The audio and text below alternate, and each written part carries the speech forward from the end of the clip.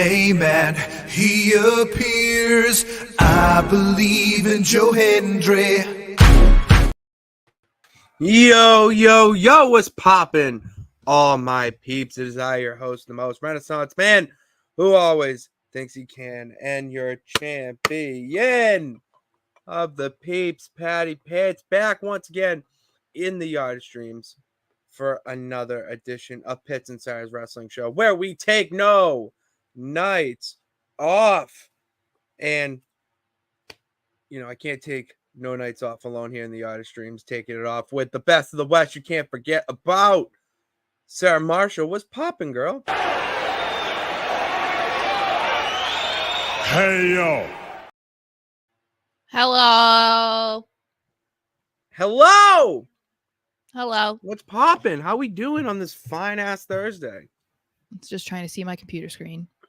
You had some pretty deadly figures. Yeah, I can't really see too well. Impeding your view. Yeah. But, do you care? Wouldn't you rather look at them over me? I get it. I get it. I guess, but, I don't know. I just can barely see, but it's okay. So we're vibing here today. We're vibing with my boys. We're vibing today because it's a big week, and as you see up top here, it's the Thursday show. So this is where we usually talk about it's all the hodgepodge, the melting pot of everything wrestling. But Sara, one event this Saturday is kind of taking up the news and I would say fandom of all wrestling this week, and it is SummerSlam. SummerSlam is on Saturday. We'll be giving our predictions, thoughts, feelings, trial, whatever. And it's kind of the only thing in wrestling this week, and I assume you would agree, but I don't want to make an ass of myself. But it's the only thing that I can really care about because the other stuff, it's wrestling, it's great, you're keeping up, but all your excitement is going to SummerSlam because there are so many eventual payoffs to things and a lot of different aspects from return surprises, you name it, that could potentially happen on Saturday that nothing else this week is going to touch. Yeah. And I think that just is a result of them doing a good build up to the show finally. And I don't know, it's nice to kind of be excited about a pay-per-view because not that I haven't been, but I think there are a lot of matches that we knew were going to happen at SummerSlam, or it felt like this was the direction they were going in. So it's okay, we're finally getting to see them. So I think that's what makes it a little bit more exciting because it's months in the making. And so we're finally here and we'll just have to wait and see what happens, I guess. Do you believe that this is the most excited you've been for a pay-per-view since WrestleMania? Yeah, probably.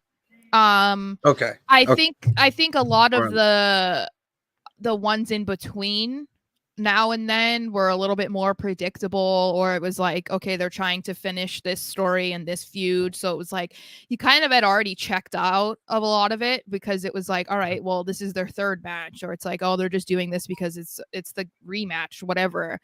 And so, I was saying, there's things that we've been wanting to see, like the CM Punk Drew McIntyre, the Liv and Rhea stuff. Even though we don't want to see Cody versus the Bloodline anymore, it's okay, but what could that lead to? Is Roman coming back? Is it The Rock? There's a lot of stuff that could potentially happen, like you said, at SummerSlam and after SummerSlam, that it makes it more exciting than I think, just what matches are happening. I agree. I couldn't agree more because I love what I have been seeing on Dynamite and what I've seen at least on clips, because I would like to watch TNA this week at some point. But it's great. And it's all right, good. Everyone's getting better. And they're going to be my rosebuds and lemons. But all my focus and energy is trying to predict and talk about and manifest in some way, shape, or form how SummerSlam's going to go. I don't see the thing that the only reason I take issue with what you're saying is I feel like you feel that you need to explain yourself. In what way? Like you're trying to explain why most of what we're talking about today is WWE and not other stuff, because usually we talk about everything on the Thursday show and people are really dragged for being, like if I say anything about AEW on Twitter, for instance, people will immediately come to respond to me by looking at my profile and seeing that it says that I'm a WWE content creator. And they're like, oh, like drag me for simply being a WWE fan. So you're saying that I am No, trying to over communicate due yes, to the yes, effects and yes, trauma and PTSD that yes, you and I are receiving yes, for both sides of the tribalism. yeah. So what I'm saying is, like, you know what, Sarah? I'm with you. explain why we're going to be focusing on WWE today, where it's really not that big of a deal. Because it's like there's not a whole lot going on in AEW this week that we felt we wanted to talk about, and we can't talk about Joe Hendry necessarily every single week. So it's like there's certain things that it's more relevant, this week for WWE than maybe others. Where we were just on a podcast and all we talked about was AEW. So I feel like that is kind of cool. It just depends on the day and the week and like what's in the news and what show is coming up. Because I'm sure like whenever we get to the show in Wembley for AEW, we'll probably talk more about AEW that week than we're going to talk about WWE. So I'm going to be breaking down that card. I'm actually, that's a great way, Sarah, to segue into our favorite segment of the week, Lemon and Rosebud. But before we do, I do want to give a shout out to this peep, Mr. Anderson. Oh, thank you so much. Anderson.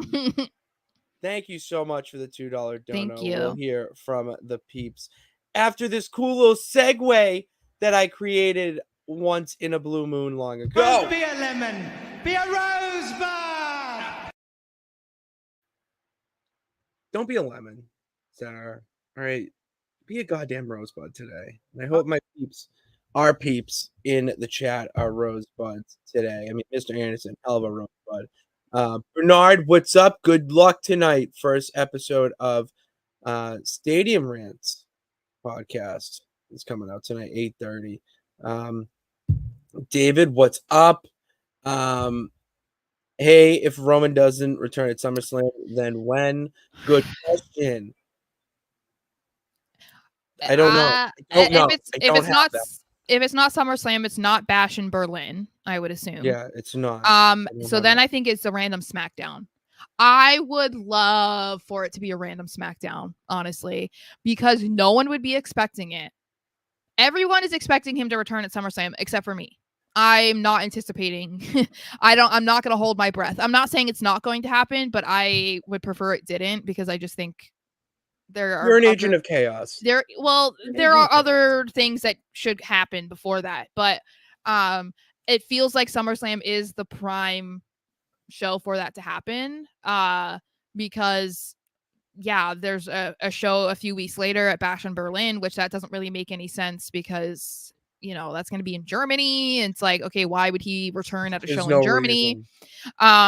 So yeah, I think it just, I don't know. I would love for it to be a random SmackDown, the same way that like The Rock just showed up on random SmackDowns, like that's awesome. Yeah, that would be fun, I feel. The reign of wrestling. Hi, hey, Hey, thank you. Hope you're having a good day. You too. You too. Man. You almost the weekend. Thank God. I got 2 days left of work. That's all. Thank God. I'm off tomorrow. So. Lucky you. I want to be off. I'm Saturday. Oh, I don't have to worry about anything. I'm going to sit right here. All right. I'm going to sit right the Are you off on Saturday? No, but I work until 2, 3, whenever I'm done. Yeah, so you'll be home in time, is what you're saying. I'll be home well in time for the kickoff show. Because, I got to watch all 3 hours of it. I can't do that. Oh, I'm going to roast people about that. And then I can kick off my weekend with SummerSlam. And That is kind of my favorite thing. But what? just for Mr. Anderson, because he asked a question, we'll talk about that during our SummerSlam predictions, I guess, because you didn't answer his question when you pulled up the super chat. I'm so sorry. I gotta No, it's pay okay. more attention to detail. Do we think that the Bloodline will win the tag titles? I think this goes hand in hand with if Solo beats Cody. If they really want to hammer home Roman coming back at SummerSlam and giving him a reason to come back, then they have to win the tag titles and they have to win the WWE title. I really No. Because it's like if he wants to have an issue with somebody being the tribal chief, it's like, okay, then come back and be like, all right, you're the champion. Why would you take that title when you knew it was mine? And then they need to make them look dominant. So give Tama and Jacob Fatu the tag titles. You know, I mean, that would it would kind of legitimize them a bit more than what people are giving them credit for. But it's just it's a lot for that to happen right now, especially because they just gave them to DIY. And don't do it. I think that if Cody were to lose, it would probably only be temporarily. I don't think Solo would be champion for very long. I don't know. I'm not saying it's going to happen. I just think that there's why Roman doesn't need to come back if Solo loses. Like unless he comes back and be like, see, you're not the tribal chief. But again, I said that makes no sense because the last time we saw Roman, he lost the title at WrestleMania despite it being a bloodline rules match. So it's like, doesn't really make sense for him to be like, you lost. See, you're not the real tribal chief. It's like, okay, you lost last time we saw you, bro. So you're not either. Like, yeah, no one's who is. Yeah, so that's why it doesn't make sense in my eyes. But makes no sense there. You know what does make sense? Us talking about what we loved in wrestling this week. And Sarah, I like the royal rambling that you're going on. So, why don't you keep going and telling us what your favorite thing in wrestling was this week? This is going to sound weird, but you just have to wait for the explanation, I guess. So Tony Khan never sees a microphone he doesn't want to speak in. So, of course, he was talking this week. And for some reason, he decided that he wanted to just like throw it out there that he would love to eventually partner up with WWE.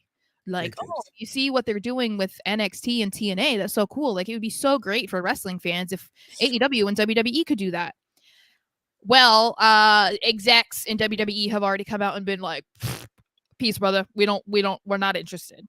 So that is why it's my rosebud, because I for one, I don't think Tony Khan was being serious. Let's be real.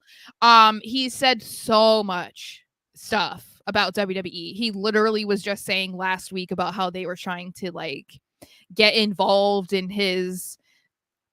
He called him the Harvey Weinstein of wrestling. Like, sorry, like on live TV. It's what I mean. And then you say this, like, you're just a puppet. But even not just that, just last week he said that WWE was interfering or trying to get involved with his negotiations with the network. That was a topic. We went around the Wrestleverse. Yes. So there's that. I think his opinion is whichever way the wind blows, but I really think this was more about trying to make WWE look like the bad guys again, because he can now say, I threw this out there. I offered them this olive branch and it was like, hey, maybe in the future this could happen.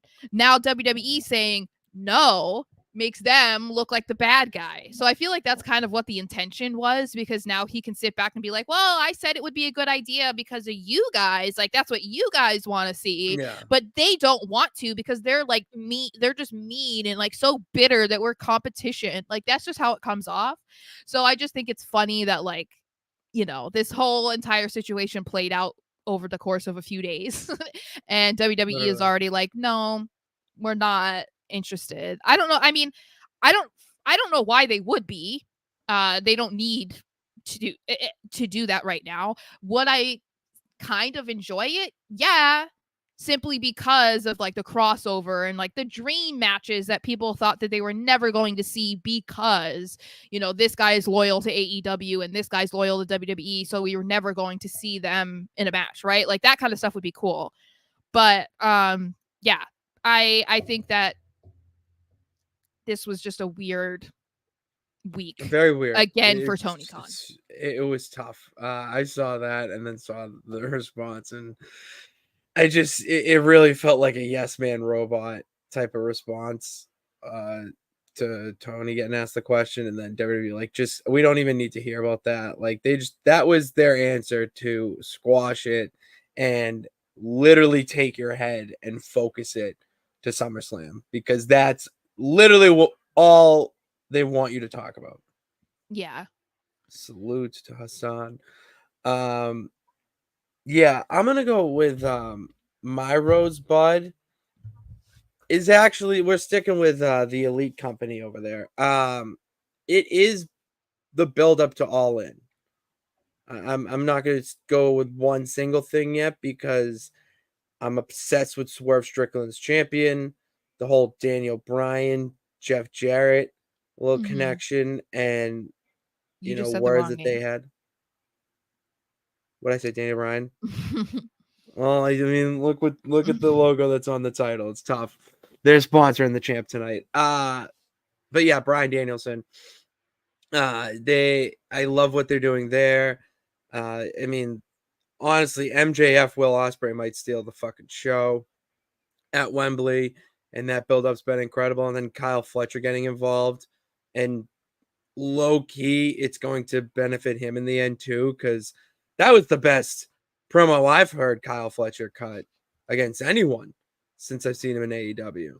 So I like everything that's going on there, and as much as I am excited for SummerSlam, I am very, very excited for All In, which you need it to be. Like, they need to treat All In like it is going to be their WrestleMania.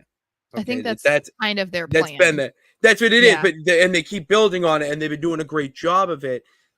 I mean, the build up this year, I was making fun of him. I'll hand up. The champ will admit when he's wrong. I was like, why are you teasing it a year away? You know what I mean? It's like, because you heard about it, but now the build-up's like, all right, yeah, I get it. I'm with it in the end because it actually worked out pretty well. I think a year is still a little. It is. It is excessive, but they're young. He's eager, and it's gonna be a good show. So I'm not saying boo. I'm not saying boo. I'm very pleased with that. But Sarah, I need to know, what are you not pleased with in the wrestle? Oh my gosh, it sounds like my throat. What are you not pleased with in wrestling this week? So without getting into what exactly they are individually talking about, I saw this one wrestling account on Twitter that made a point about, you know, we know Sami Zayn has a stance based in his background, his family, whatever, and how for a really long time he was told that he couldn't speak about it, or he couldn't really say anything like directly about it because, you know, it was political or it was controversial or whatever. Like, that people just didn't want him to say anything that would bring attention to a subject that they didn't want to be discussing in WWE, right? I would assume this was the old regime. Then there's this issue, non-issue, whatever. That's why I'm saying we're not talking about what they were talking about. But Logan Paul has just been deciding to go on Twitter and say whatever thought comes to his head, whether it's true, whether it's not true, no matter how controversial it is, blah, blah, blah. And so this account on Twitter pointed out how it feels like there are different rules for different people, and how Sami Zayn for a really long time, and for the most part still, has to be kind of like, has to pick and choose how he says things, and if he's allowed to. But then on the other hand, there's a guy like Logan Paul who is not monitored at all, like online. Like, WWE is just like, yeah, go ahead, say whatever you want, doesn't matter. Like, and how that's unfair. And that's why I'm saying, like, the context doesn't necessarily matter. You don't have to agree with what they're saying, or you can agree with what they're saying. That's not it. That's like irrelevant. I do think that that is problematic, though, because you cannot have different rules for different people in your company, right? And the underlying value of it really is like political, right? Like, or whatever, social issues, political, whatever. And yet one person's allowed to say whatever he wants, the other person can't, which that also means that that's extended throughout the roster. It's not going to be limited to just Logan Paul and Sami Zayn. So I'm not implying that. But it also becomes more of an issue in my eyes when it's somebody like Logan Paul, who is an outsider, technically, because he didn't like grow up and become a wrestler the traditional way. The traditional way. And he doesn't even show up that much, right? And he's a champion, and you're allowing him to say and do whatever he wants, but you're telling the guy that's been a veteran of your company, has busted his butt and still is, for years and years, that he has to be quiet about certain things. Like, I just think that's weird. It sucks. I don't know. It sucks. I hate to be that guy that just says that's the way the world is, because it kind of is. And it sucks that Logan Paul can come in and use his brand outside of WWE to keep him safe, because like he's bringing more money into the company than he's losing them.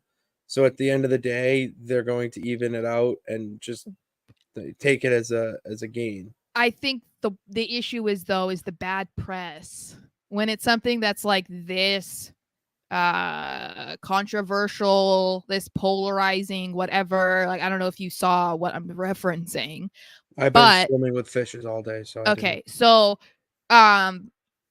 I think that there's just certain things that you kind of have to be careful about, because you could argue that, you know, this could make WWE look bad, depending, like, and I'm not speaking on if I agree, if I don't agree. I'm just saying there's certain things that, like, based off of what we could assume, that is part of the reason why they've tried to monitor or silence Sami in a certain way.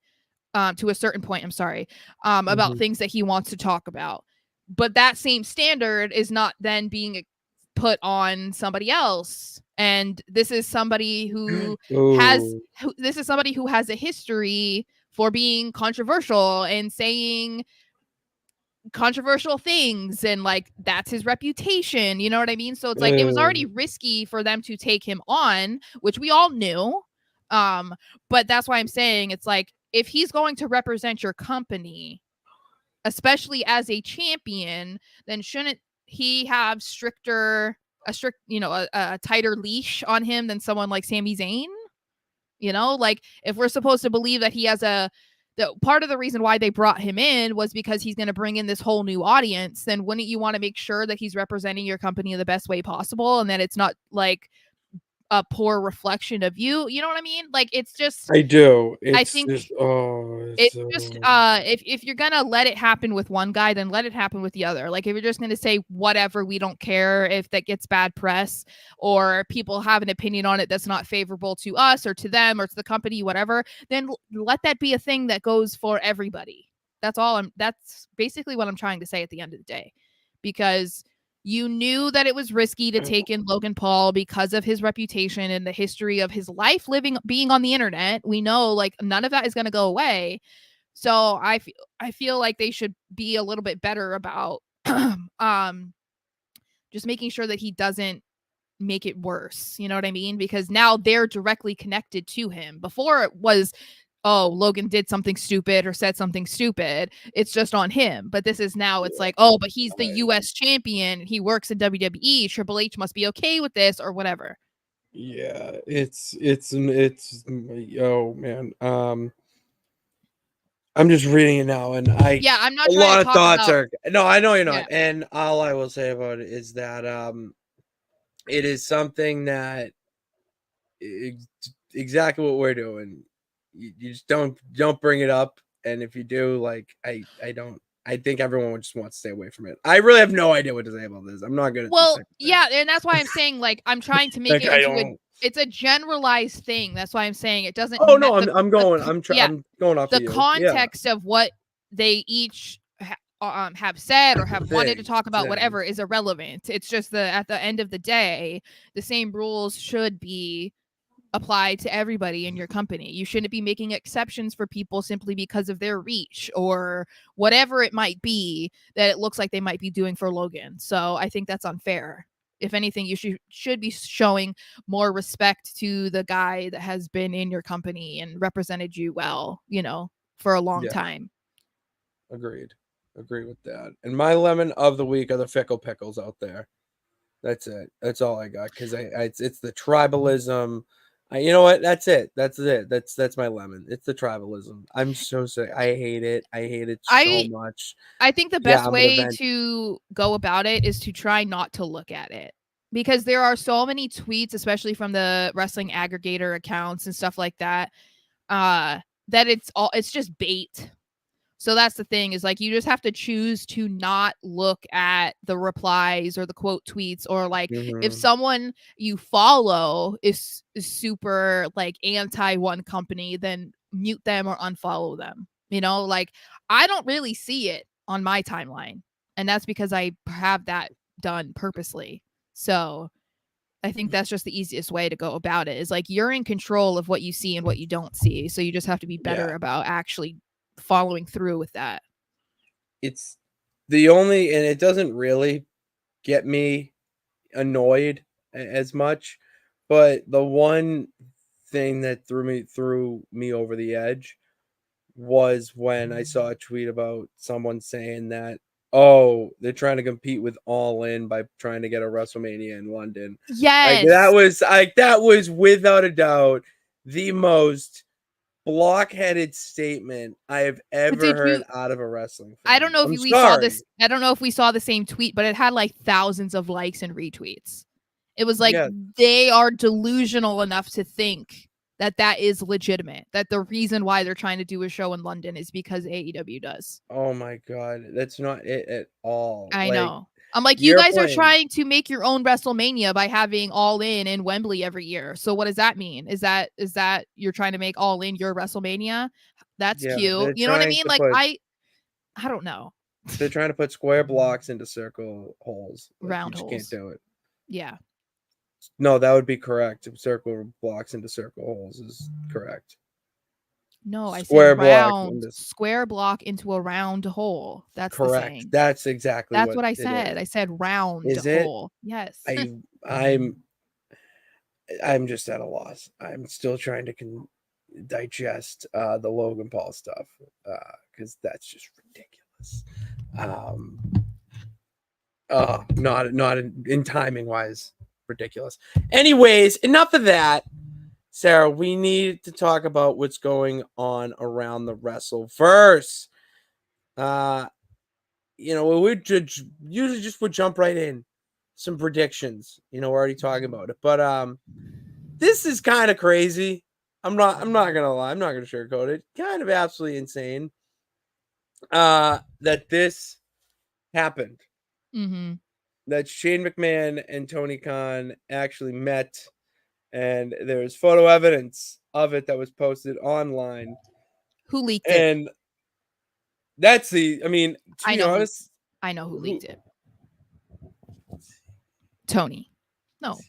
Tony. Oh, yeah, that was my guy. Stop it. Like everybody was like, who leaked the photo? I'm like, Tony. Tony's burner. Stop. That man lives on Twitter. That he definitely was like, look at this on like a faceless account. The faceless.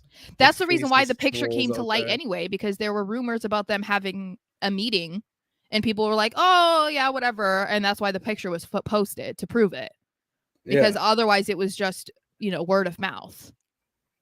That's why it was posted on the internet. That photo of Spider-Man.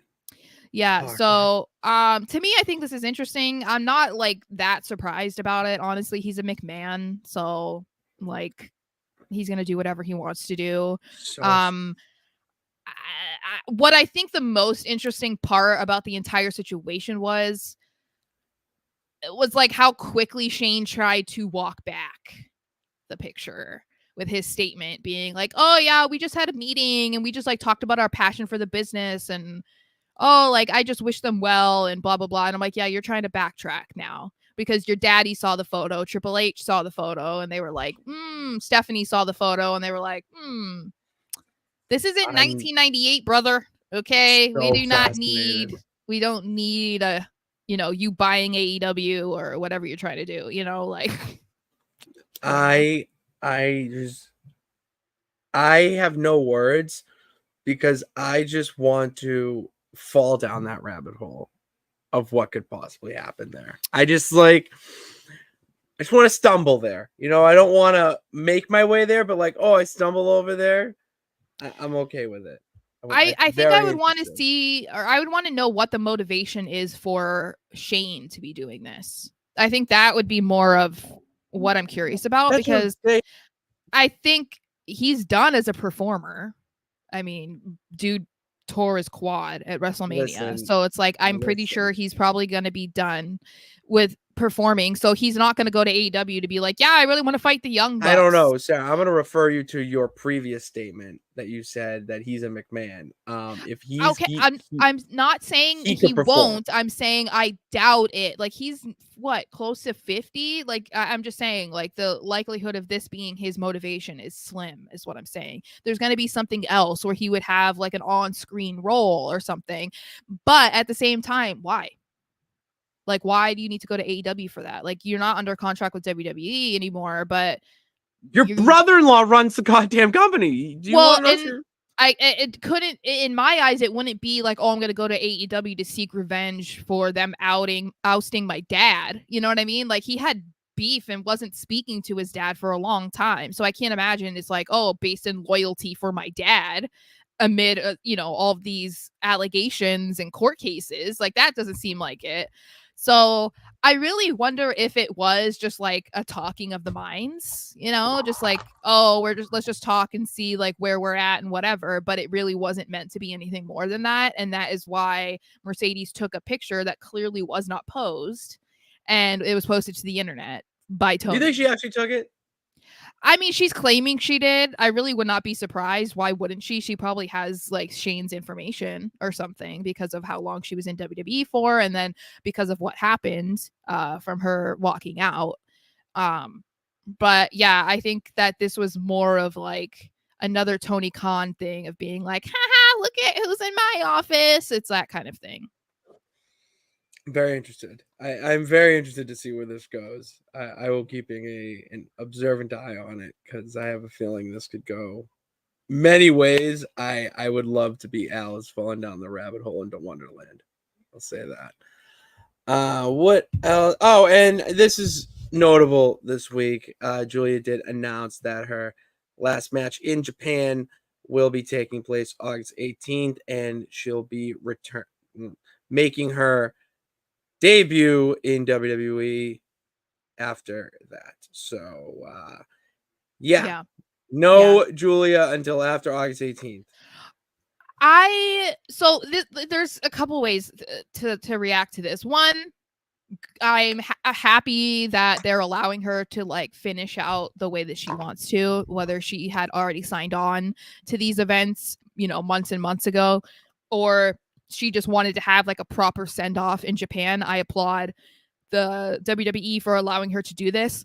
But what I think is weird about it is they introduced her at WrestleMania and then they're not having her come and debut for like 5-6 months later. Like, that's kind of silly to me, but I guess they just wanted to be like, look it's like, but we already knew, like it was already on the internet, but I guess maybe this brings a little more.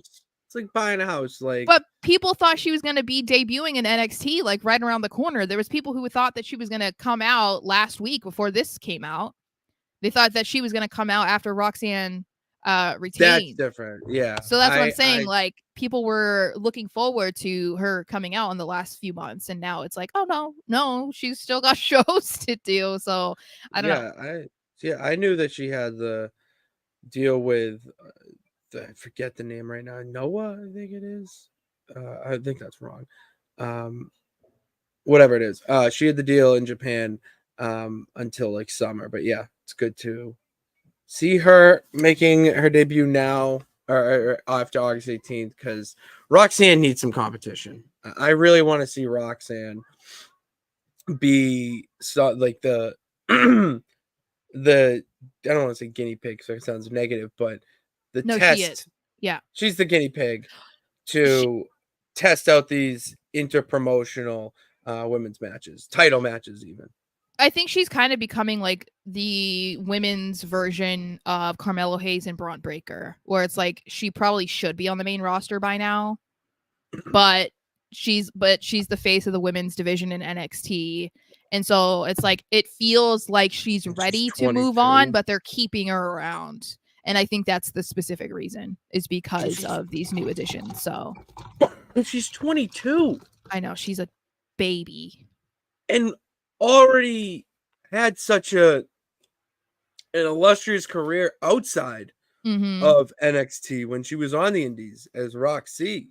She's like one of the longest reigning women's champions in Ring of Honor of all time. It's funny too because you know her nickname being the Prodigy. Usually when you think of nicknames that wrestlers get, they're like, you know, over the top, kind of like, what does that even mean? But hers fits her to a T. It's like it's not corny, you know, it's not just like, and I only use him as an example because of his character, but EC3, like if EC3 came out and started calling himself the Prodigy, it'd be like, oh, okay, well, it goes with his character, right? Because he's supposed to be like the nephew of Dixie Carter and he comes from money and he's like this great champion and whatever. But that would be like trying to force a nickname on you. Whereas with Roxanne, it's like, no, she literally is, because it's insane that she's as good as she is at such a young age. So yeah, it's insane what she's been able to do, and not only the in-ring work is it's a Prodigy in one way, you know, that's why you have like the Billy Starks and Nick Wayne over in AEW, but her mic work is absolutely incredible. I mean, the way she just conducts herself and literally has the crowd in the palm of her hand when she speaks, and the heat she's getting now, leaning into the whole Prodigy thing. It's incredible. I'm a really big fan of Roxanne, and I need her to feud with a person like Giulia, with a person like Stephanie Van Cor. Like we need these we need these feuds to happen. So that's that. All right, let's do it. Well, you should probably look at some comments because there's a bunch of comments. That's right. I can't see them, so that's right. All right, you missed. Vinny is back. Oh, new pro pick. What's going on, man? Where is it? Make sure you screen comments also. Yeah. Okay. I'm trying to find. Oh, Sarah, where's the Geo figure? We haven't seen our pal. Oh, he's right here. God, that face just gets me every time. Mr. Anderson saying that's what they kind of did with Jade Cargill. A little bit. That's same path. Yeah, they definitely are doing relatively the same thing. Giulia just being a bigger name. It kind of treats that differently. I'm trying to see here. This man, Alex Johnson. You've been. I think this is a great time for your comics. You've been really obsessed over the Clubhouse destruction on Monday night, and that I do agree in a way that I don't know if it was Liv. It could have been someone who.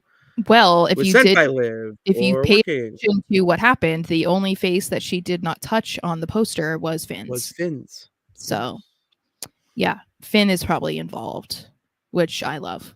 I still think it's Finn.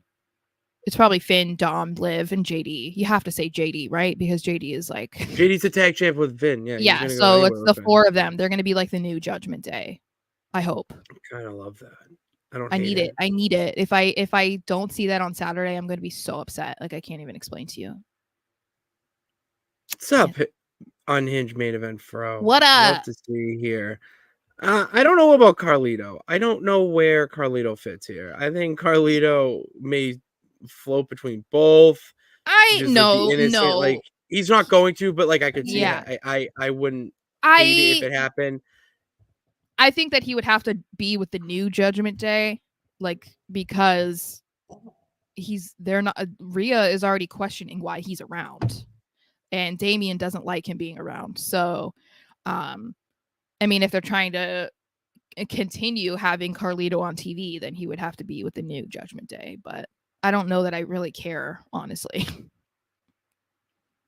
Yeah, I that's why I don't care which way he goes. I just want to see him on TV. Yeah, because he's been just like killing it every week. He's just a comedic relief moment. Like he's not really adding much to the Judgment Day stuff. So No, he's not adding substance. He's adding more sugar and sprinkles. All right, let's talk SummerSlam, Sarah. SummerSlam this Saturday, 7:00 Eastern time, 4 p.m. Sarah time. And the pre-show starts at 4. I will save my thoughts about the pre-show till after our predictions. Because let's start with the World Heavyweight Championship match. Damian Priest versus Gunther. I think we're on the same page here, Sarah. I think we're on the same wavelength. I'm gonna have a really hard time making predictions because I think that there aren't really many matches that are going to be predictable on this card, and that's a good and a bad thing. Obviously it's good because we're going to go into this not really knowing what the result is going to be, and I think that we couldn't really say that for the past few PLEs. But the problem that I have with Priest versus Gunther is that I feel like other things need to happen in order for Gunther to win. So that's the thing. It's like the one side of my brain is like, okay, well, Gunther can't lose. He's been pinned like one time in his entire career. And that was at WrestleMania. So the idea that Damian Priest deserves to be number 2 is like wild to me. And it's really hard for me to imagine them agreeing to allow Gunther to lose in his first World Heavyweight title match. But I feel like I feel like something would have to happen in order for Gunther to lose. That's the thing. Is like something like people have talked about Finn interfering to make sure that Damian loses or something, or maybe someone comes in and tries to help Damian. I don't know. It's really hard. Like it's like my heart and my gut say something different. You know what I mean? That's always tough. I think no matter what, Gunther is leaving Bash in Berlin as champion. So whether that is he enters the show as champion or he leaves the show as champion, that's a guarantee in my eyes. I think that it's that exact statement, but for SummerSlam. This has to be the Gunther come out party of his dominant reign as the World Heavyweight Champion and making it more legitimate than what Seth did. You know, you have to create a lineage with it, and why not have the first 2 major long title reigns be the first one with Seth and then Gunther, who just is coming off a historic intercontinental reign. And the man is just dominant. Like the man just oozes perfection on the mat. Like that's the type of wrestling or world heavyweight champion you need right now to build those stars. And I just Damian Priest, I think I said it on Tuesday, that this chapter in his Judgment Day story needs to end. You know, he was the world champion. We saw him with the belt. We understand that he belongs in the main event picture. Now that is ending, he needs to go away from it and go deal with the Judgment Day shit that's going to happen due to Rhea and Liv. Yeah, the apparent inevitable is that the Judgment Day is going to have drama and that Damian is going to have to deal with that on some to some degree. And the championship being on him while he's trying to deal with that doesn't really make a lot of sense. Doesn't add anything really to a potential feud with Finn, for instance. While I would love for Fergie Ferg to be in the World Heavyweight title picture, I don't think that he needs to be the champion, Damian, I mean, for that to happen. So it feels like the best way for that to happen is for Finn to make sure that Damian loses, which sets up their feud. And then Gunther can maybe have a rematch with Damian in Germany and retains. Yeah, I don't know. I think that seems like the most plausible, but then I also don't know if that's like fantasy booking. So that's the issue. It's a little bit, but whatever. I just think that there's no way they're going to go to Germany and not have Gunther leave as champion. Like, that's so ridiculous to me. That's why he won King of the Ring. There's no reason that he. So why wouldn't he win World Heavyweight Champion? No, what I'm saying. The ring. Yes, but I'm saying, like, would they rather him walk in as World Heavyweight Champion because of the pop that's going to get, or would it be more successful for him to win the title in front of Germany? That's the thing. Is like, I don't know what they would prefer. I think you have to do SummerSlam. I can't be talked any way out of it. I guess I'm so in. It's so Gunther in. doesn't suck, Jay. No matter how many times you say it in the chat, it's not true. Gunther, the ring general. Gunther. He doesn't suck. It's just not true. Yeah, guys, Kurt Angle sucks. Do you not listen to the songs? Come on, Jay. You know who sucks? Jey Uso. How about that? Okay, I'm not gonna say that. I do own a Yeet sweatshirt. No, over I'm there just in my saying. Jersey bin. I can't say that. I'm spitting fire at fire. I know you're spitting fire. I'm staying away from the fire. Okay. I can't say that. I support Yeet. Do you have anything else to add to this before we move on? This is going to be a match there's like two matches. I think there's two matches that are going to really stress me out, and this is one of them. Interesting. Mm-hmm. Is the next one that I'm going to bring up the other one that's going to? I don't know because I can't see them. So you can't see the banners? Barely. I told you they're literally sitting on my laptop.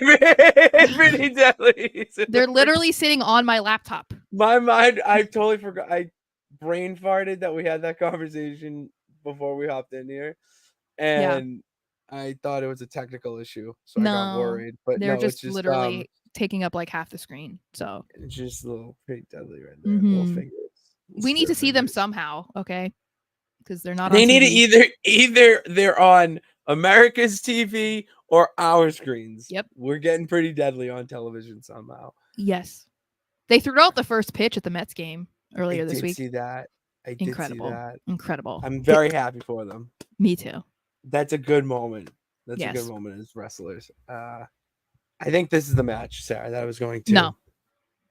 This isn't the one that's going to stress you out? No, this one will, but I know that this isn't going to be a one-off. So you know how I am? I go into these matches already mad.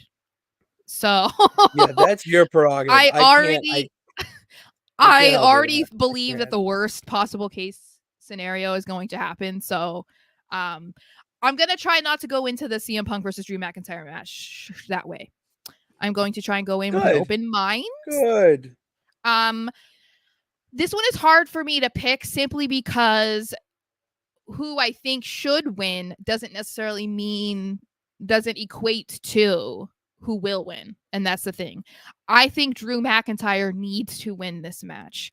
And why does he need to win this match? Because 3 of his last title matches that, whether it was a title defense or for a title, was screwed up by CM Punk. If CM Punk then gets another win over him in a match where they finally face off with each other, why would Punk even entertain a rematch? Like, he'd be like, bro, I've completely manhandled you. This is going to be a match of them going against each other. And the other times were Punk being a distraction. So, other than the kick to the balls and whatever, right? But that is still dominating Drew because he lost the title or he was pinned, so he lost the chance to be champion. So to me, the only thing that makes any sense is that Drew wins this match. I would love for it to be like single-handedly an ass beating of CM Punk, but I don't see that happening with this being Punk's first match. His first like singles match on WWE television. On WWE television. Since he returned in November. So I think that if he was smart, he would agree to just get his ass beat the way that John Cena did at SummerSlam 2014, but I don't see that happening. So I'm gonna go with the good vibes and say McIntyre wins, though. I don't care if that's not what's going to happen or that's not who's favored to win. That's just the vibes. Okay, that's what I want to happen. So I'm so way I mean, if you think it's Punk, it's fine. Fan, just say it. No. I obviously want CM Punk to win as a CM Punk fan, but as the wrestling fan here, I would really love to see an absolute beatdown. Both sides, not just Drew squashing Punk, but like Punk getting in some good offense as well. Oh yeah, and with Seth being the ref, that's what I'm really interested in this match, because I want to see Seth really let them beat the holy hell out of each other. Yeah, I don't want him to be a factor. That's the main thing. I want him to do like a count out, but as he said, like count to 1,000,000. Yeah, like he's just gonna count because he tells them when to ring the bell. So that's what I'm saying. He could count to 5 and say ring the bell. It's the referee's discretion. But imagine if they're fighting, like just picture it, Sarah, picture it. They're just in the stands or something, or at the entrance ramp, something along the arena, and Seth Rollins is just in the ring going 25, 26, like just not like a random number like that. That'd be a little comedic spot there in a brutal match, but it also shows, it's his rules. He's going to let them go. But then on the contrary to that, you also need to have him step in and say, no, like, relax, give him a second or whatnot. Because then that's going to build up the potential feuds and more bad blood, wink, wink, that you're going to build from these 3 dudes. Maybe we don't get CM Punk, Drew McIntyre immediately at the next pay-per-view because Seth Bash in Berlin. So but Seth insert himself because of a finish or whatever happens, and then you get them 2, and then it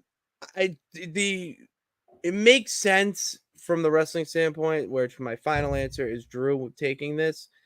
I kind of want to see Drew win it by like Seth inadvertently hitting him. I really want to see the Bret Hart spot again. I think it'd be awesome. Yeah, I think that they have to kind of be careful about how involved Seth gets, specifically with potentially screwing over Punk. I think that's the thing, because if they really want to see, the original booking for Mania was supposed to be Seth versus Punk. So if they're going to try to do that at 41, then you don't want to do too much with them right now because it's 8 months away. Like it's too early for that. I mean, I guess you could try to plant the seeds, but I feel like we kind of already have them. Like they're already growing, so it's like this could add more to it, I guess. I just think that if Seth were to get too involved, especially in an effort against Punk, there's not really a way for them to prolong it until April. Like, I don't know how they would go about that. So, I think they just have to kind of, I don't know. They have to have a creative way for maybe him to do some. I don't know, because I guess the easiest thing for them to do would to have him screw over Drew McIntyre, but I feel like he's going to have more issues with Punk than McIntyre. So I don't think that makes sense. I mean, no one's forgetting, Seth, that you were sobbing after your Mania match and you were pointing to Drew, telling him that he effing deserves it and whatever. Okay. I didn't forget that. Nobody forgets. You would never do that for Phil Brooks, brother. Come on. You wouldn't. No, you wouldn't do it for the man on my shirt. No. Sarah, you do have you do have a stand here. I would say I have a stand. this man is a lucky boy, is a yes Oh, boy. a yes boy. Because Lucky says that Gunther is yeah. like one of the best wrestlers out there, Yeah. and he's on your side defending you. He knows what's That up. Jay does not suck. Lucky, you know ball. Yeah. You know you do. ball, Lucky. I appreciate it We like to because see that. there's not a lot of people in the chat that usually are defending Gunther with me. So shout out you. No, they're not. No, they are not. So we I love to mean, see it. whatever. I don't care. If Gunther has 1,000 fans, I'm one of them. If Gunther has 100 fans, I'm one of them. If Gunther has one fan, I'm the fan. You know those stupid sayings or whatever people say? I do. Like picnic on Facebook, editing the photos. It's like so awkward. All right. Let me get rid of that one, that one, so we can talk about not that. This one. We already mentioned one member of Judgment Day. Let's talk about the entire Judgment Day, because basically this is what this match is going to be. Rhea Ripley taking on Liv Morgan for the Women's World Championship. You could make an argument that this should main event. Oh yeah, I was you know what I'm gonna say. No, I thought you were. Yeah, I thought you were gonna say something else. I know you did, but I could make an argument that this match should main event SummerSlam, hands down.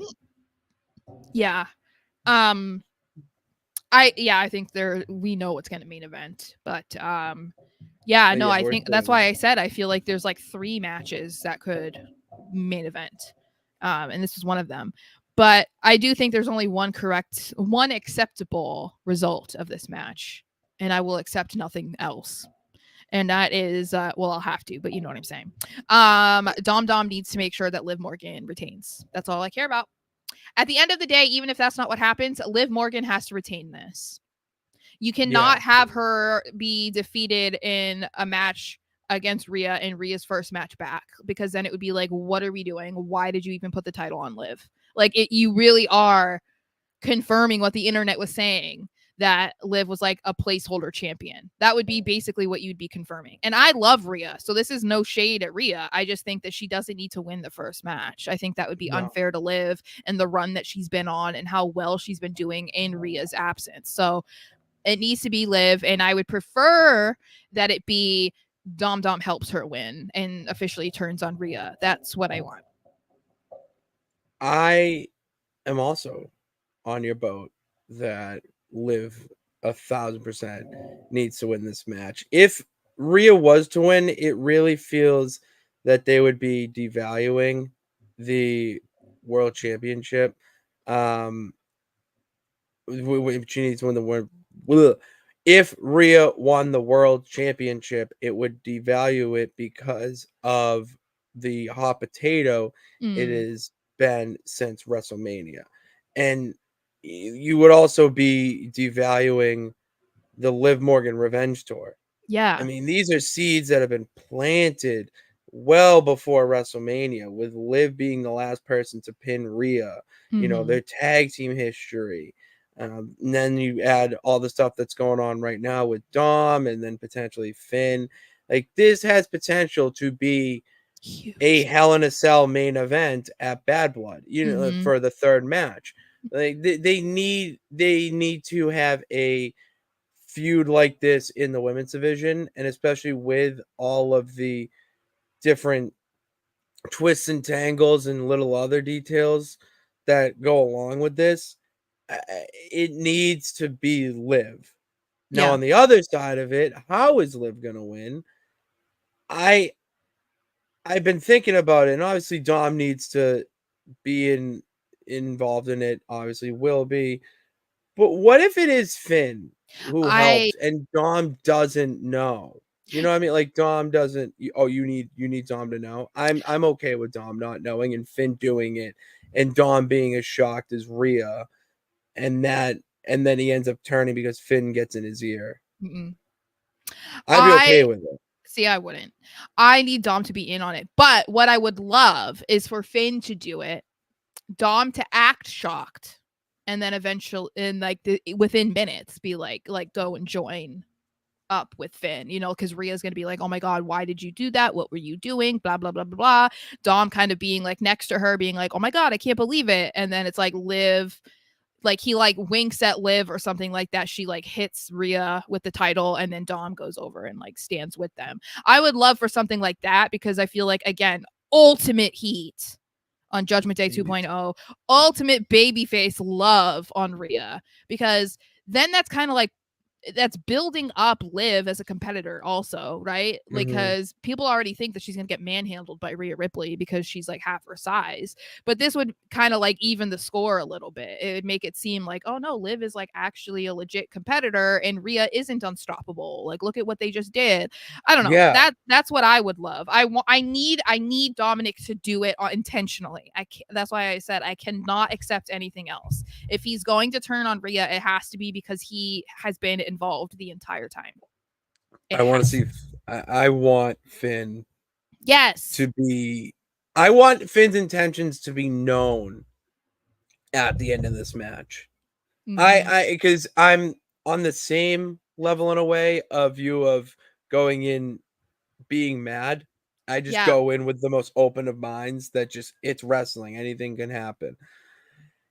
I need it more than anything for Finn's intentions to be known, especially with that little detail or little vignette or whatever in the to intro to Raw, and you see Finn and Liv coming out of a car together. Like, that needs to be brought back. Well, even just last week when his face was the only one that wasn't scribbled, you know what I mean? Like, there's been so many hints that he's been involved that we need to see that payoff, and Finn deserves it. I'm sorry, but at this point in his career, he deserves to have like this major heel push to put him into like the next stratosphere. And it works even better if he's going to be feuding with maybe Damian now, because Damian's considered a main event talent. Finn Balor is a main event talent too, obviously, but people don't think of him in that light because he's, you know, was Universal Champion for 24 hours and like he's not been the guy since then. So competing against Damian, who people do view in that way, hello, that's like more so benefiting Finn than anything else. So I'm here for it. I need to see it happen. Fergie! We need the Judgment Day to destruct. Reign supreme. The new Judgment Day needs to take over. Like, yes. I need it. I'm so excited. I'm trying not to be too excited, but I'm excited. Why are you still talking about Jay being a main eventer? He's not. I'm sorry, but he's not. I mean, it's in the name, Sarah. I hate it. Doesn't matter. Really. Okay, well, Randy Orton's the Viper. Is he a snake? John Cena's the goat. Is he a goat?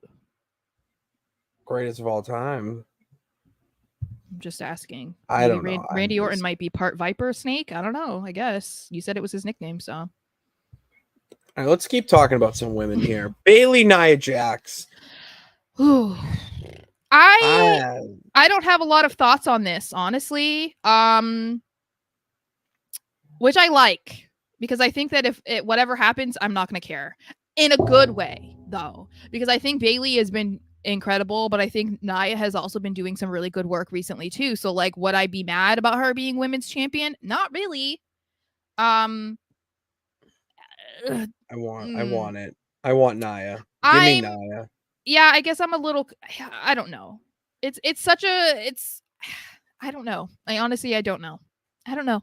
I'm so in on Nia, and it would add so much tension to the Tiffany Stroud Money in the Bank now, because we already saw that she did a little bit of a tease of a cash in, and then Nia's like, bitch, what are you doing? Do that little head thing. It's like, girl, give her that look. I want to see that be kind of the dynamic in that group. And Bayley, like, let's face it. What? I was going to say, but what about Bayley in this? Like, why does Bayley need to lose? I don't think needs to lose, but I think can lose. I think it's like she what's can next lose for it. What's next for Bayley if she loses this? Then I don't really know. I haven't really thought that through. Like, I'm very in on Nia. That's where my head's at. I just wonder if SummerSlam has to be the one where she wins it. You know what I mean? I think it might also.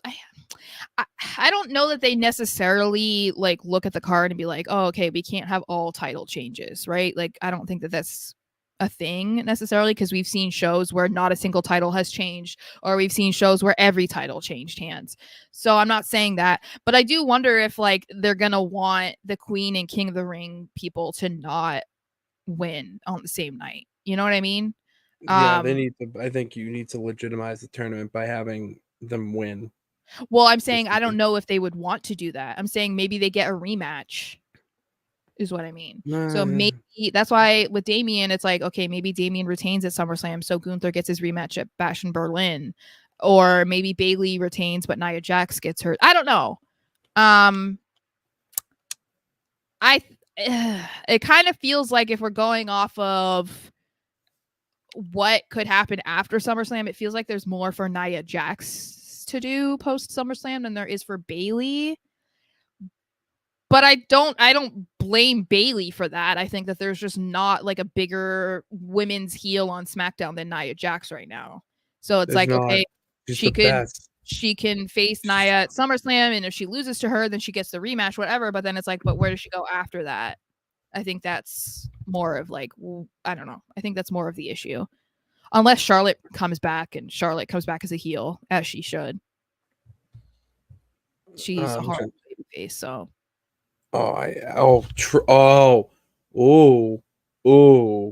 Charlotte coming back and feuding with Bayley is fine.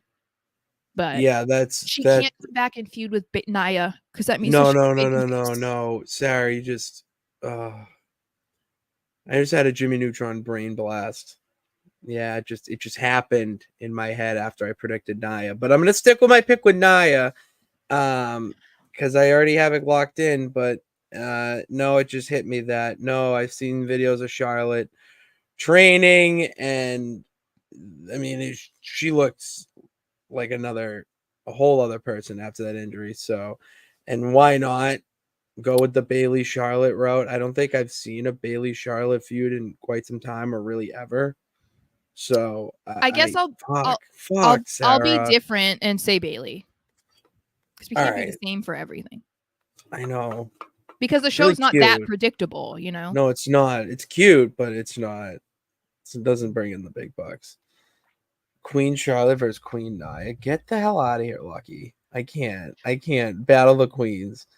We did have to deal with Charlotte Flair this week in the Bad Gal episode, by the way. Yeah, I saw briefly. But it wasn't you though, which kind of sucked. What are we reading? Kaylee wrong about most of the stuff that she argues with me about, especially Jay and Gunther. No, I'm not. You're the only one who's saying that, bro. And Mr. Anderson agrees with me. Jay's not even on the SummerSlam card. I'm sorry. He's not. I know. And Lucky agreed Jay is not a main event talent. And that's not a diss. In the name. It's not a diss. Okay? It's not a diss.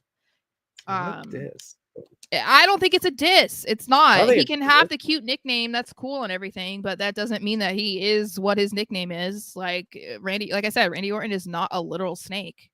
So acts like one. I know that's a bad example, but I'm just trying to make it funny. You know, like obviously he's not a fucking snake. He slithers around. He's like a snake. He's such a snake.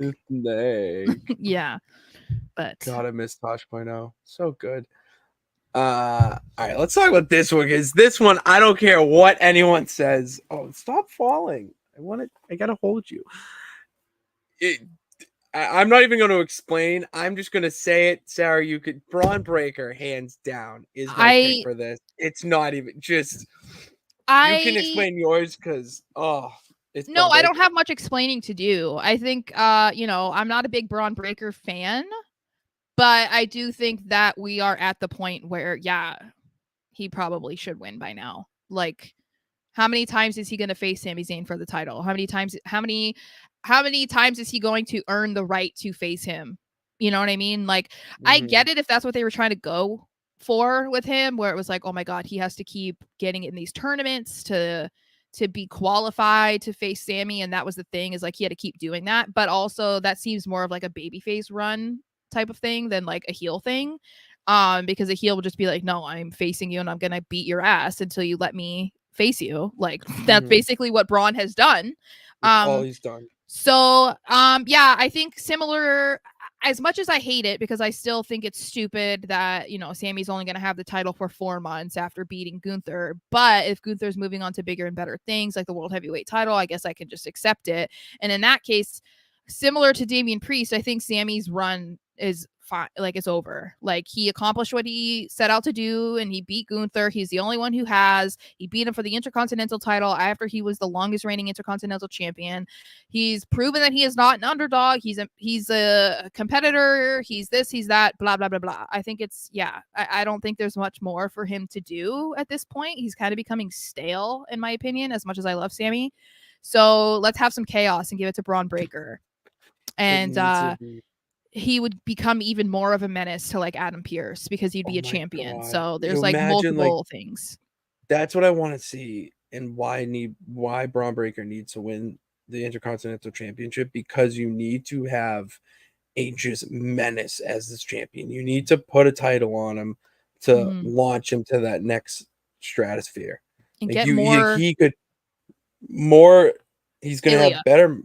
Oh, like you're gonna have just banger matches. Yes. The dude is just an unstoppable force. I was listening to the Chris Van Fleet interview with Goldberg, and I see a better Goldberg with Braun Breaker, a more athletic Goldberg. That's a better mind for the ring. Yes, than that's what we were saying about him with the comparisons to Brock Lesnar. Is like he's basically just like a smaller, more athletic, and faster version of Brock Lesnar, essentially. Yeah, 100%. Which is like 100%. The same thing that you could kind of say about Goldberg, because people say that Goldberg and Goldberg was like stiff and he wasn't like and wasn't grew up in the business. Like Braun's a Steiner. He was a mark for himself. Yeah, fan of himself. I think he did what he wanted to do because that's all he knew. And the fact that he's still talking about wanting to have another match, it's like, brother, no one wants that.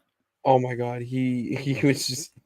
I was listening to that, and the fact that he had COVID 3 weeks before he wrestled in Saudi is just wild to me. And then he was talking about the Undertaker spot and how he was concussed twice before he lifted the dead man up and dropped him on his head. So yeah, we knew, bro. We could tell. No shit. Dude, as soon as you smash your head off that door, there shouldn't have been no way you were lifting Undertaker up for a jackhammer. And the thing is he very easily could have expressed that to Taker, because he's going to understand if you can't do something that you originally planned on doing. If anything, he would probably prefer that you do that instead of almost breaking his neck. Like, but whatever. A guy in business for himself. Shocking. All right, we did that one. Need to talk about our guy LA Knight. Yeah. Versus Logan Paul. I don't care that we're gonna have the same answer for this. It's an easy 4-0 sweep. LA Knight, baby. There's Sara. We come on. Oh, whose game is it?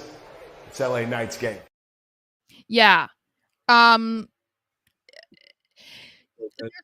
a lot of things that I will not be happy with if they don't happen at SummerSlam, but this might be the one that would disappoint me the most, because the other things are like, oh yeah, I think this is what should happen, and this feels like this would be better for the story, that kind of thing, or that makes the most sense. Like those things, if they don't happen, then yeah, I'm gonna be pissy.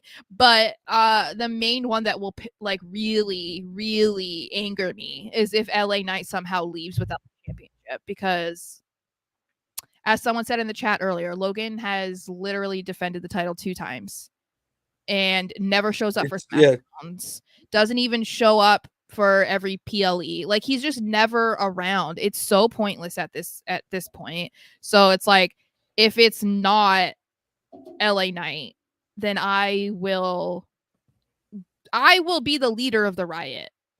I will gladly lead it. You and LA Knight girl. Yes, I would be right alongside her, honestly. I would be like, it has to happen. I mean, they were even just I think it was WWE that posted the clip of LA Knight coming out last year at SummerSlam. They purposely held him off as the final competitor into the Slim Jim Battle Royal. And they let him have an entire entrance because that entire arena was like just waiting to suck in the same air that LA Knight was breathing. And the fact that he won a Battle Royal and they treated it like he just won his first WWE championship at WrestleMania. Bro, you're really telling me that they did that for literally nothing except for little meaty beef jerky bars, and they were all excited about that, and a year later you're going to do the same thing to him? No, he has to walk out as U.S. champion. He's already dabbled in the Universal Championship. He's fought Roman Reigns in the Bloodline. Like, come on. It is the easiest decision, I think, of the whole card. The only predictable match that should be predictable, I guess, is what I should say. It's exactly. There's some times where wrestling needs to leave you on the edge of your seat and surprise you. There's other times where it needs to be as cut and dry as a peanut butter and jelly sandwich. Like, you need to strap this United States champion, whatever, on him. He needs to elevate this title. He can do it. We've been saying how dormant this title has been for so long. And look what a guy like Gunther did to the Intercontinental Championship. You need a guy like LA Knight to do the same thing, but in his own way. Yeah. Agreed. That's it. And then we get to the main event, which in my eyes, the only reason for it being the true main event, other than Cody Rhodes being the face of the goddamn company, but because of a certain someone or some ones, allegedly rumored to return. And I don't know if you saw this, Sarah. I just saw this from good old Twitter that Zilla for 2 is in Cleveland, Ohio. Just saying. See, I honestly, I don't know. Like, I don't know that I can predict this match, honestly. Like, I don't know. I think when it comes to Cody's title reign, I said that he was going to be champion for a long time, at least until Mania 41, especially because he was the one to take it off of Roman Reigns for the first time in almost 4 years. So, like, it has to be a long title reign in order for it to feel like, yeah, it made sense for Cody to be the guy to beat the guy that no one could beat. You know what I mean? Like, that's why. But then the cloud of Roman Reigns potentially returning at SummerSlam is there, and like I said, it only makes sense if Solo wins. Them potentially having Zilla Fatu show up, like, why would he show up if Solo lost? Because, like, Cody doesn't have like a gang in his corner. I guess then there's that possibility of, like, if Solo loses, maybe that's when The Rock comes out and is like, oh my God, you know, I've put all these guys in your corner. I gave you the right to be the next tribal chief. What the hell? And then that's when it's like, oh, it's all exposed. And then that's when Roman comes out and he's like, what the hell?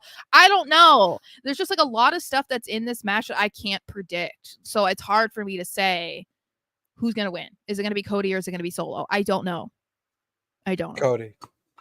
That's all. It's Cody. I'm sorry. I don't see them logistically putting the belt on Solo Sikoa, even if it is for this bloodline thing. I don't. It's Cody. Yeah, he doesn't have to end the show and be the one on the top of turnbuckle with the title waving and pyro at the end of it. Yeah, that's great. That's fine if that's not the ending shot of SummerSlam. And the ending shot of SummerSlam is all bloodline. Like, that's fine. Yeah. But you got to protect the title and not have it be a prop in the bloodline story. You already have a prop for the bloodline story that allegedly means more in the bloodline than just the title. I mean, I guess in that case, I'll say it should be Cody, because I feel like I've been saying that forever, that Cody had to be champion until at least Mania 41. Yeah. And right. As you said, the title doesn't need to be involved. That's why I'm still stuck on, I don't think Roman's returning. I just don't think is he's returning either. at SummerSlam because I don't think it makes any sense. If Solo loses, it doesn't make any sense. I would have to see. I don't know. I honestly don't know what they could do to make it make sense because Roman is not going to come back. I don't know. I'm just talking this out because my brain is just You are. completely You're going fried. stream of consciousness right now. Yeah, I'm all for it. I'm trying to figure out why people think that he's going to return beyond the fact that he was advertised to be at SummerSlam after Mania months ago. That's the only reason I think that people are thinking that, because if you're thinking of it from a storyline perspective, it makes zero sense. So, but trying to figure out like why I should be convinced that Roman is returning, I'm trying to figure that out and I can't. Like there's nothing that's convincing me, if that makes any sense. I don't know. Final answer. I'm Who's going winning? with Cody, Okay, but we're going Cody. Okay, good. Welcome to my side. The great side to be on. All right. Those are our SummerSlam predictions. I did want to mention this though before we go into the 1, 2, 3 count, that a lot of people are saying that the SummerSlam pre-show being 3 hours is absolutely ridiculous. And while I kind of agree with those sentiments a little bit, I don't think you guys are understanding what they're doing, and how they're treating this event. You have to look outside to how WWE is being presented. They're being presented like a sports company, and an sports entertainment company, and with that, you need to build these SummerSlam, WrestleMania, Royal Rumble, Survivor Series, War Games into these, Super Bowl playoff type of events. And the pre-show to this just really is similar to a pre-show for any big playoff game, for any sports event. Like it's not gonna be matches. They don't want to do matches or anything. They want you to be invested. They want to show you stuff outside of the ring, like interviews, vignettes, all that. Twitter stuff. Like it's 3 hours because they're going to be pumping out that type of content along with social clips to get you to watch it. And I don't know, because of how the new regime is going, we might even see wrestlers get involved and further their storylines and feuds and matches within this 3 hour period. Wouldn't that be insane? Yeah. I just relax. You're probably not going to watch all 3 hours. They're probably expecting a very, very small percentage to watch all 3 hours. But if you watch at least 30 minutes to an hour of it, because you're just going to anyways, if it's on the background or if you're focused in watching, then they did their job. Yeah. Just come on. I agree. All right. That's all I got to say about that, because that really peeved me when we were like, oh, it's too long. It's like, you guys are not seeing the vision here of what they're trying to do. I get it, it is tough. And if you're not in the sports world like you and I are, Sarah, you're not really going to see that. Another comparison I can make would be, the red carpet for Hollywood, how they're making their entrance and, they're doing interviews with something, or they're interviewing on the red carpet, the people there. Like, come on, let's just relax here. Time for the 1, 2, 3 count. Starting with 1, more acknowledging me. Okay, it's all I want in life is to be acknowledged, and I really want you guys to acknowledge me here. Not about anything that's happened at or going to happen at SummerSlam, but because we've been saying here on No Nights Off for quite some time, or at least since it happened, that Pete Dunne, excuse me, sorry, my bad. Pete Dunne was this whole thing with Sheamus. It wasn't great until they do something with it and go into the story. Pete Dunne. Yeah, we're talking about Pete Dunne. All right. I know you don't like him and you broke your fingers and stuff, but that's who he is now. He's Pete Dunne.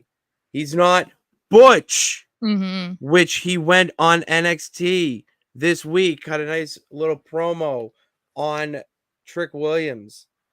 and said and alluded to how when he looked up to someone, they gave him a shitty nickname in Butch. Huh? Haven't I been saying that for the past 2 weeks, 3 weeks? That they're going to bring up that he hates the name Butch and that he was not the bruiserweight. Oh, just so nice, Sara, when you watch the product and you are acknowledged that you are right and you know what's going on. So just come on. You missed this, by the way. Oh shit, Mr. Anderson. God, I'm sorry. Anderson. Yes, that would very much be fantasy booking of my dreams. That's booking my dreams, essentially. You read my diary. Yeah, that's all I got. I know you agree with me, Sara. So we're just gonna move on because we're going along to 2 SummerSlam. Name 3 things. All right, Sara. Name 3 SummerSlam main events. You can get 2. I know you can get 2. Triple H versus Brock Lesnar. Yep.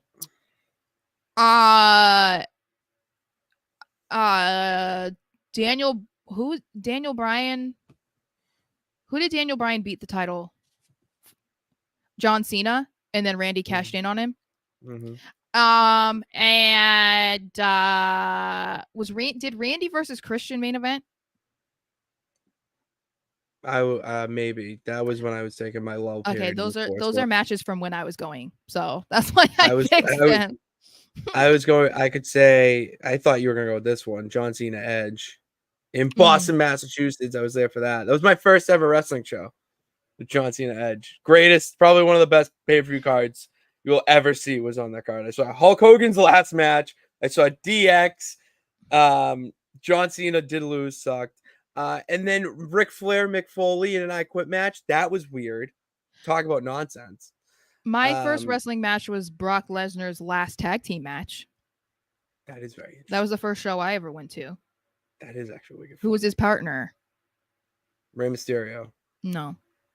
Did he fight Rey Mysterio? I forgot. Batista. No. Kurt Angle? No. Oh. The Big Show. That would have been my next guess. It was Brock Lesnar and the Big Show versus Eddie Guerrero and Kurt Angle, except they beat up Kurt Angle in the back. So who came out to be Eddie Guerrero's partner? None other than the Doctor of Thugonomics, John Cena. That's when I started to almost cry. Yeah. Okay. What was the other 2? Oh, Mabel Diesel. And then I don't know why, but Bret Hart, British Bulldog, main event in Wembley. Oh my God. So they were trying to copy AEW all the way back then? I know. Like right when Tony Khan was in the womb too. Okay. Like what year is that from? Because he was definitely not in the womb. He was not. I just realized that. He was okay. a child. I was like, he's like 40 something years old. So no, he was a child. He was a child. I was going to say, this is the 90s we're talking about, right? Like, yeah, Bret Hart was early 90s. So yeah, he was not in the womb. No. I was in the womb. Sara there.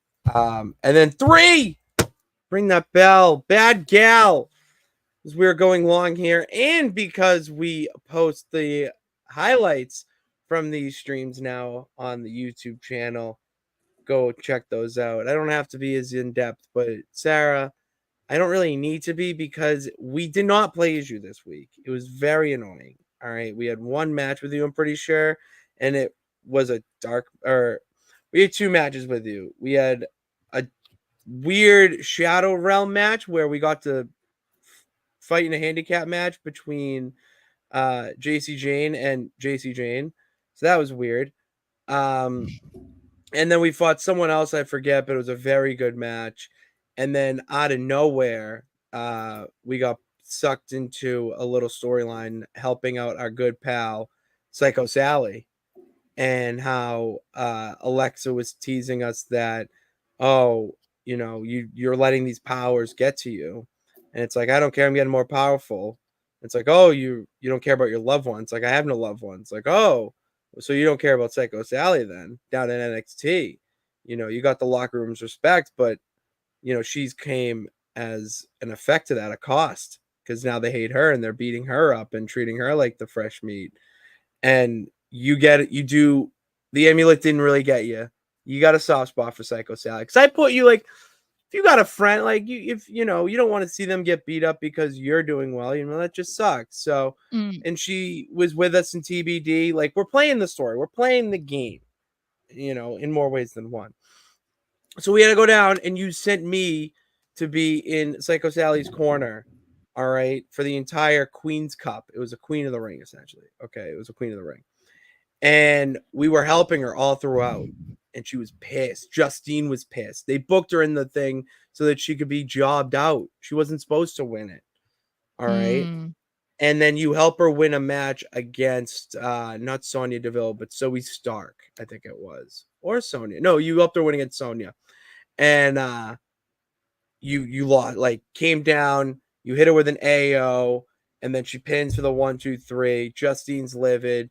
You get into a big beef or screaming match with Psycho Sally that I just need your help. Stop helping me, all this. And then she wins a battle royal because she felt so bad. You made this girl, not you, but your alter ego, made her so guilty about winning with her help that she asked Justine to have a battle royal, like a last chance battle royal. Winner faced Charlotte Flair in the finals. Well, guess what? Psycho Sally overcame the odds, and we fought Charlotte Flair and won against Charlotte Flair to become the Queen of the Ring, Queen's Cup. That's right. So all our peeps are eating too. But yeah, you got some splaining to do up on the main roster. Because I don't know what the hell's going on. Oh, I forgot this. You did you have full control over Finn Balor. Like, he is just your personal servant. He does whatever you say. And I know people are gonna say, well, you just flip. No, that's literally the game. The game is that Sara now has control over Finn Balor. It just so happens that I am obsessed with Finn Balor. So see how things work out like that. It's incredible. I mean, I just showed you more proof yesterday. Oh my God, Facebook that memory. It was so funny. Facebook memories are the worst. They really just hit you in the nostalgia, but like, I really posted that. Oh, I think MySpace would be way worse for me, but yeah, see, that thing, you did have a MySpace, I didn't, so yeah. But that's the Bad Gal. Tune in next week, next Wednesday. All right. We're still possessed. I couldn't unpossess you, which was really tough. And our next little side quest, Natalia got into our business, so we have to deal with that next week. So I'm very interested to see what you drag me into there. And I'm very interested to see what happens on Saturday for SummerSlam. It's here. Get ready for it and be excited. Thank you all for tuning into this edition of No Nights Off. Make sure you hit that subscribe button and bell notification to know every time we go live, post new clips of the show or of the Bad Gal. And yeah, follow us on all social media platforms and the links in the descriptions below. And I can't tell you when we're going to be back next. I know Tuesday for sure, but if anything happens that's crazy over a week, we might be back actually probably Sunday to break down SummerSlam, because we do need clips for the show. So yeah, tune in then and be on the lookout for clips about the show. And until next time, thank you guys for tuning in. God bless. Remember that you can do it. All you got to do is try. See you next time. Woo!